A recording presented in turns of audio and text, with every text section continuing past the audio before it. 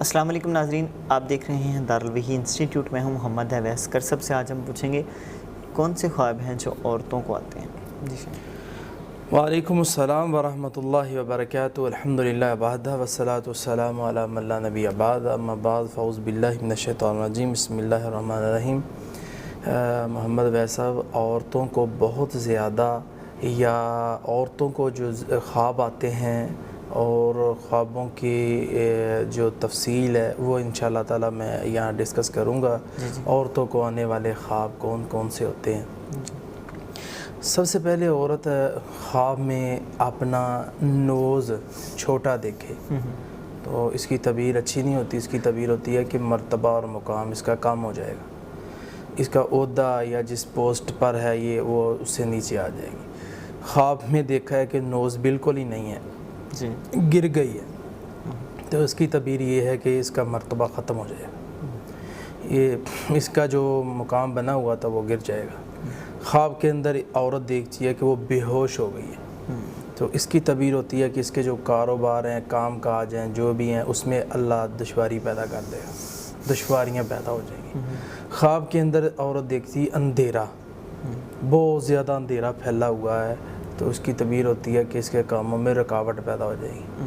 خواب کے اندر دیکھتی ہے عورت کے بیج بو رہی ہے، تو اس کی تعبیر ہوتی ہے تجارت، نفع، فائدہ اس عورت کو ہوگا آنے والے وقت میں، آنے والی زندگی میں۔ تو ناظرین، اس آخر پہ میں خصوصاً بہنوں سے یہی درخواست کروں گا کہ اپنے خوابوں کی تعبیر خود نہ لگائیں فوراً، اور خواب کی تعبیر لگا کے فوری نہ بیٹھ جائیں، کیونکہ میں نے اس جتنا بھی یہ بیان کیا ہے ساری خوابوں میں ایک دو ہی تعبیریں ہیں جو اچھی بیان کی ہیں، لیکن ساری دوسری تعبیریں ہیں۔ ایک خواب اس میں ایسی ہے کہ اگر وہ عورتوں کو آئے، وہ خواب میں کوڑا کرکٹ دیکھے، تو اس کی تعبیر ہوتی ہے مال و دولت، کیونکہ دنیا کا جو یہ مال و دولت ہے نا، یہ کوڑا کرکٹ ہی ہے۔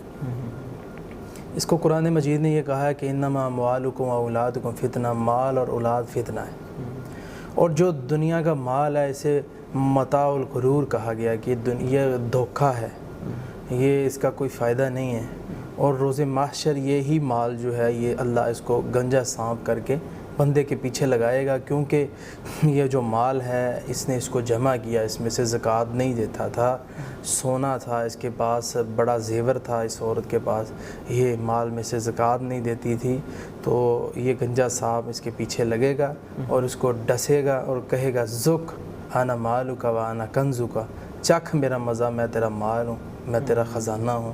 تو اسی لیے ناظرین، آپ جب یہ حدیث پاک رسول اللہ کی یا قرآن مجید کے فرمان اللہ تبارک و تعالیٰ کا سنتے ہیں تو اسی وقت اس چیز پہ عمل کیا کریں تاکہ ہماری اللہ زندگی بہتر کر دے۔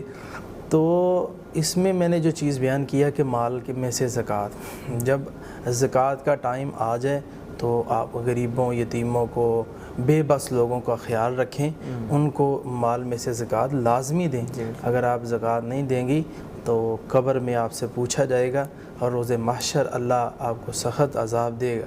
اگر آپ مال میں سے زکوٰۃ دیتی ہیں تو یہ دین اسلام کی بنیاد ہے زکوٰۃ، تو آپ دین اسلام پہ آ گئی، اور جو شخص دین اسلام پہ چلتا ہے اللہ اس کو جنت الفردوس دے گا، اور جنت الفردوس میں اللہ اس عورت کو جنتی عورتوں کے اوپر سرداری دے گا، اور اللہ تبارک و تعالی جنت کے اندر بہت بڑا اس عورت کو مقام اور شہرت عطا فرمائے گا۔